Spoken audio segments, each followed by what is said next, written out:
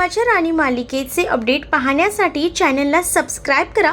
चला तर मग आजच्या आपल्या या भागाला सुरुवात करूया। सुरुवातीला भागात आपण पाहतो की बुवा हे खूप जास्त विचार करत बसलेले असतात। गोट्या त्यांना म्हणत असतो की काय झालं आहे, त्यावर गोट्यांना ते सांगतात की मला बघ ना, या सुरेखाच्या तब्येतीमुळे इंद्रा आणि राणीला भेटायलाही जायला भेटलं नाहीये। मला हॉस्पिटलमध्ये जायला हवं आणि चौकशी करायला हवी, नाहीतर तिच्या सासरची मंडळी काय बोलतील असा देखील आता बुवा जे आहे ते गोठ्याला बोलतात। त्यावर गोट्या बुवांना समजावतो आणि सांगतो की सासरचे मंडळी काहीच बोलणार नाही आणि आपल्याला भेटायला जायचं असेल तर आपल्याला भेटायला जायला लागेल, ते म्हणजे हॉस्पिटलमध्ये नाही तर घरी, कारण त्यांना डिस्चार्ज मिळालेला आहे। पण राणीशी कॉन्टॅक्टही होत नाही आहे असं देखील बुवांचं म्हणणं असतं। त्यावर आता बुवांना गोट्या समजावतो आणि आपण उद्याच राणीला भेटायला तिच्या घरी जाऊया असं देखील म्हणतो। त्यामुळे आता बुवाही खुश असतात। तर दुसरीकडे मात्र आता पाहायला मिळतं की राणी जी आहे ती हळूहळू का होईना इंद्राला या सगळ्यातून सावरत असते। राणी जी आहे इंद्राला सावरत असताना आता इंद्राला कालचा रात्रीचा घडलेला प्रसंग आठवतो आणि त्यामुळे थोडा तो बेचैन असतो। त्याला कळून चुकलेलं असतं की काल काय घडलं होतं त्याच्यासोबत आणि त्यामुळे तो थोडा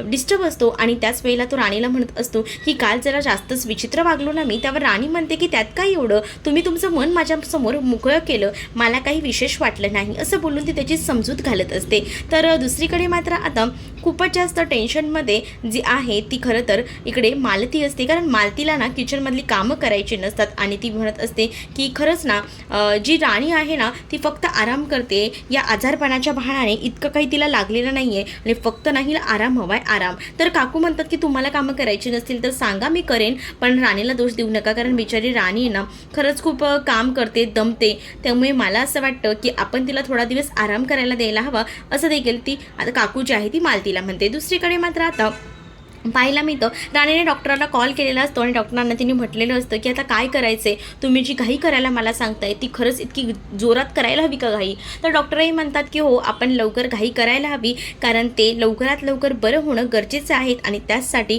आपण ही मेहनत घेऊया आणि लवकरच त्यांना बरंही करूया असं देखील आता डॉक्टर जे आहेत ते बोलू लागतात आणि त्यामुळे राणीही त्यांचं ऐकते। दुसरीकडे मात्र बुवा आणि गोट्या आता इंद्राला भेटायला आलेले असतात, तर बाहेर त्यांना उर्मिला भेटते। उर्मिला म्हणत असते की सकाळी कोणाचं तोंड पाहिलं होतं म्हणून तुम्ही इथे आलेला आहात आणि त्याच वेळेला तुम्ही इंद्राला भेटायला आलेला आहात, तर त्याला काही घेऊन आलायत का असा प्रश्न देखील ती करू लागते। त्यावर आता सफरचंद त्यांनी आणलेली असतात, ती सफरचंद ती त्यांच्या पिशवीतली पाहते आणि ही रस्त्यावरची सडकी सफरचंद तुम्ही आणलेली आहात का? बापरे, म्हणजे आता इंद्राचं काही खरं नाही असं काहीसं उर्मिला बोलते। तेवढ्यातच राणी तिथे येते आणि राणी जेव्हा तिथे येते तेव्हा मात्र बुवा आणि गोठ्याला आतमध्ये घेऊन जाते। तर आता उर्मिला मालतीला मुद्दामून भडकवायला जाते आणि ती आता सांगू लागते की तुम्हाला माहीत नसेल पण गलिच्छ माणसं आपल्या घरी आलेली आहेत आणि सोबत इंद्राला ती रस्त्यावरची सडकी सफरचंद सुद्धा घेऊन आलेली आहे। त्यामुळे मालतीचं डोकं देखील आता फिरलेलं असतं। दुसरीकडे गोट्या काही इंद्राला आतमध्ये भेटायला जात नसतो, त्याला वाईट वाटत असतं, म्हणजे त्याला विचित्र वाटत असतं की हा परत हा कडू कारला आहे, परत आपल्याला चिडेल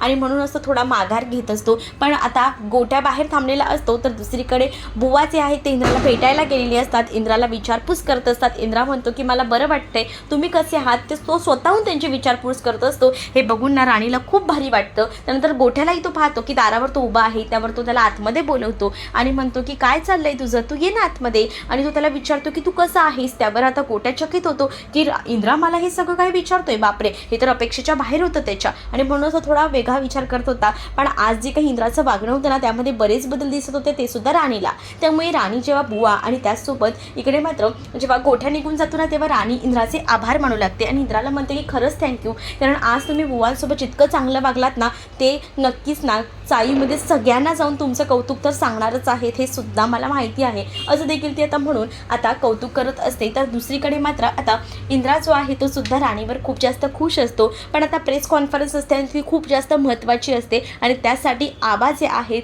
ते त्या प्रेस कॉन्फरन्सला जाणार असतात, त्यामुळे विक्रांतची चिडचिड होत असते। विक्रांतला आता उर्मिला एक कोणतीतरी आयडिया देते जी की म्यूटमध्ये दाखवली गेलेली आहे आणि ती म्हणत असते की यामध्ये सगळा काही डाव आपण राणीवर उधळून टाकू, म्हणजे राणीवर सगळे आरोप येतील असं काहीसं तिचं प्लॅनिंग असतं। पण आता राणी जर इंद्राला स्वतःच्या पायावर उभं करेल तर नक्कीच इंद्रा जो आहे तो त्या प्रेस कॉन्फरन्सला पोहोचू शकतो का, काय नेमकं मालिकेत पुढे घडतं हे जाणून घेण्यासाठी चॅनलला सबस्क्राईब नक्कीच करा। चला तर मग भेटूया पुढच्या भागात, तोपर्यंत टाटा बाय।